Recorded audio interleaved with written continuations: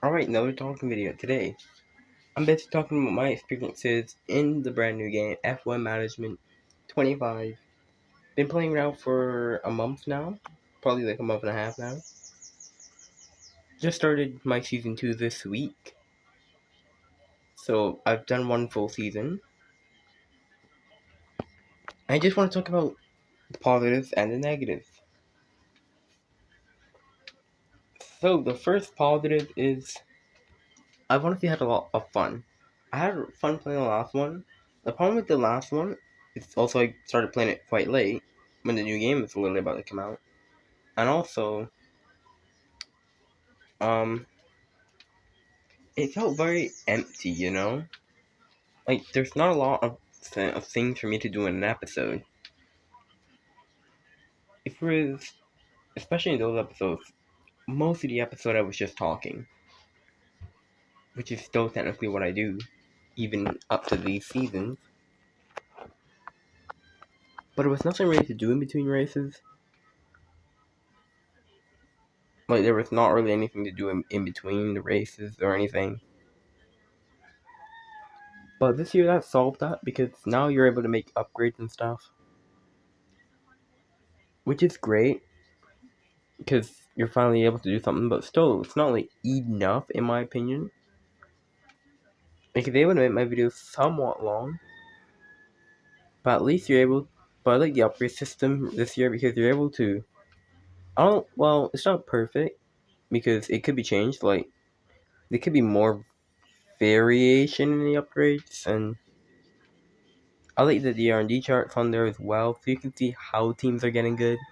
Because on the first game, we just had teams randomly just be good, and I'm like, what? They were bad the entire season. But now we can see the R&D chart, which shows how they got good, how good they are. Yeah, I also like the driver changes this year. Mine last year were pretty good as well, but this season, the contracts were kind of already locked in, so I think it's going into next season is when we're going to start to see some real changes, in my opinion.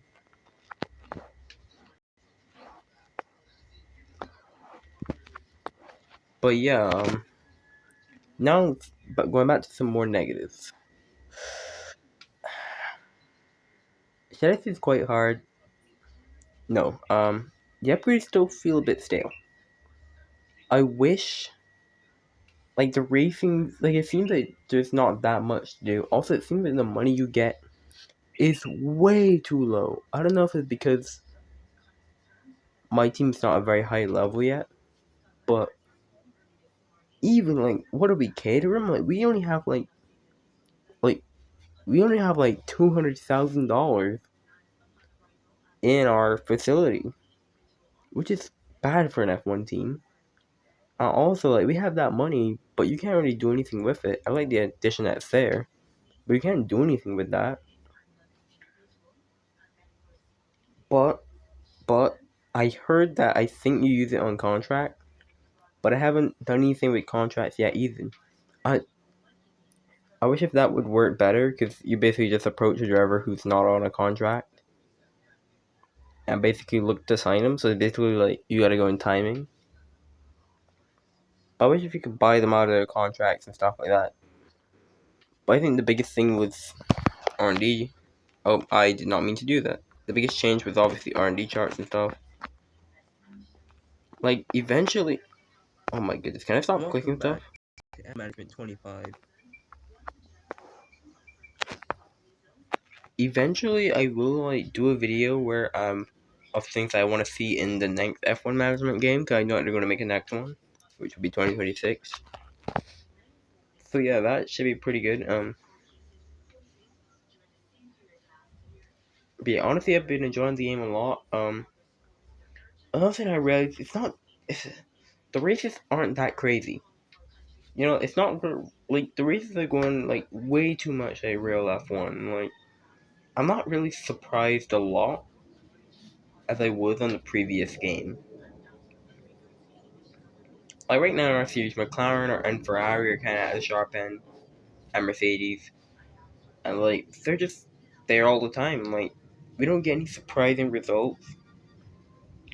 Like, basically, like, And what will happen? All of this fill at top 4, so we're just getting for small pickings. Like, there's no, like, shock result. Like, even, like, there's no result that's really going on. Like, how in F1 right now, you know, a Williams could get a top 5. Like, we don't really see any of that. It's basically just the status quo every race. And another thing is, like, if you qualify bad, you don't really make that positions at all. Like, if someone qualifies bad, you don't really see them, unless you're a top car, you don't see them making bad positions. Which is definitely something that happens a lot in F1 that should happen here. Because, like, for example, Behrman, Haas is not the quickest car, but he can start P20 and go P10. And a few people have been able to do that. But, like, basically, if you qualify bad, you're basically staying there. Maybe we'll see that as teams get better, hopefully. Back to the positive, I like that you can choose the R&D time, because I actually chose my R&D time for 2026. I like that you can't choose the driver changes. I like that a lot, because I like it to be random. Apparently other teams can poach your drivers. That hasn't happened to me yet. Hopefully it doesn't. I'd be really sad if it does. But yeah, basically all I have to say about the game. But I'm really enjoying it. I wish if I could play more, because I'm enjoying it so much that that's like the main game on my channel right now. View-wise, it's not doing great, which I feel is once again what I mentioned before. There's not enough variation between each episode. Like, basically, it's a little bit boring in some episodes. Like, some episodes, like, with, like, no upgrades and stuff, I just sit there and, like, okay, let's try to fight for P10, P9. And we don't, like, get any surprises, that are, like, wow. And it's not that much to do. Like, if we don't have, like, basically, if we don't have an upgrade, there's nothing else that we can do, basically. Like, if we don't have an upgrade, there's nothing else we can do. That's the main problem. Upgrades are good to have, but if you can't make any with the R&D points, all you're doing is just going straight to the race and just hoping to do something good.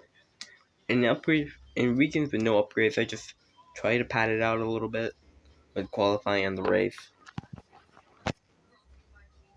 And yeah, qualifying the race is just way too predictable.